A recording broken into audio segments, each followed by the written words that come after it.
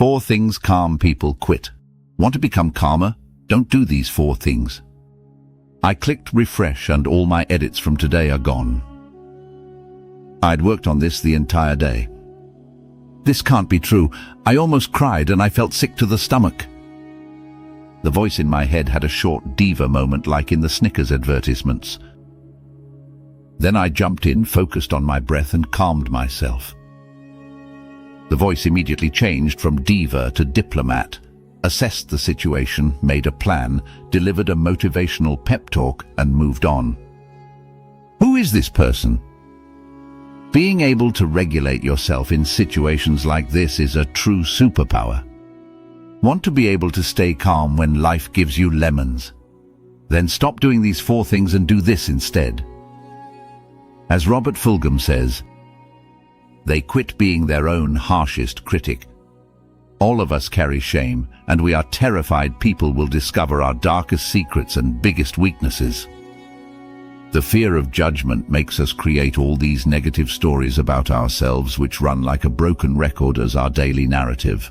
Calm people practice the philosophy of kintsugi whether they are aware of it or not. Kintsugi is the Japanese art of repairing broken pottery. In the late 16th and 17th centuries, pottery was extremely expensive, and when it broke it was glued back together. The cracks were then covered with gold paint. The imperfection makes the pottery unique. Kintsugi encourages us to take our disappointments and failures and transform them into something new. Kintsugi doesn't hide the flaws of an object, it does the opposite, it embraces them. When you accept your flaws and see them as what makes you unique, your inner dialogue shifts. How to apply? Don't hide your imperfections. They are what makes you beautiful. As Isaac Fowler says, your imperfections are marks of authenticity, and that is the beauty of you. Next time you start criticizing yourself, visualize a broken pot with golden cracks and remind yourself, it's okay to be imperfect.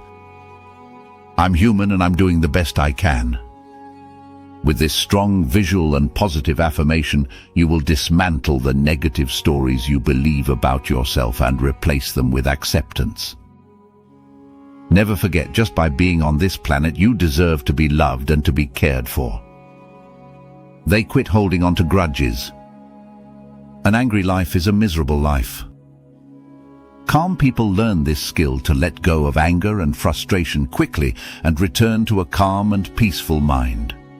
Nobody is perfect. We have to be fair to ourselves and others and acknowledge this. Young Pueblo puts it beautifully, in a world full of imperfect people, patience and forgiveness become essential. Neuroplasticity can be a curse or a blessing. It depends on how you use your brain. The more you allow yourself to be angry, the stronger those parts of the brain get.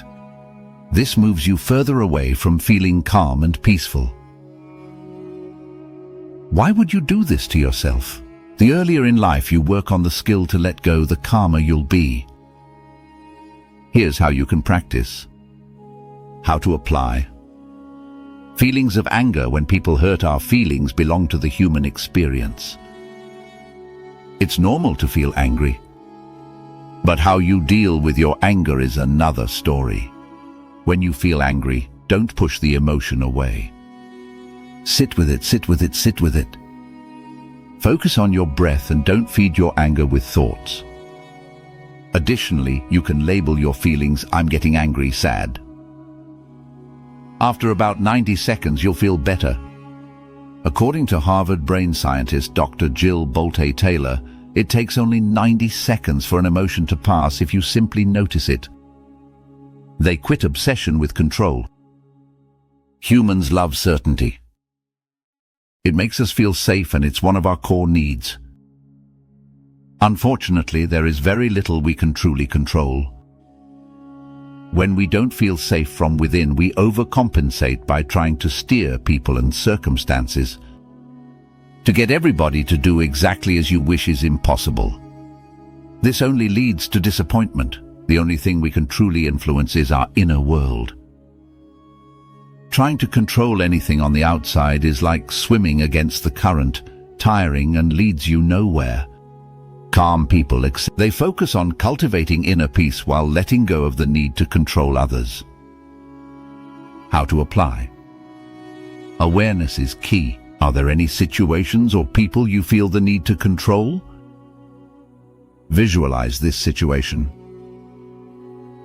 Then take a deep breath in and at the same time make fists. Exhale, open your hands and imagine how you release your grip on the situation.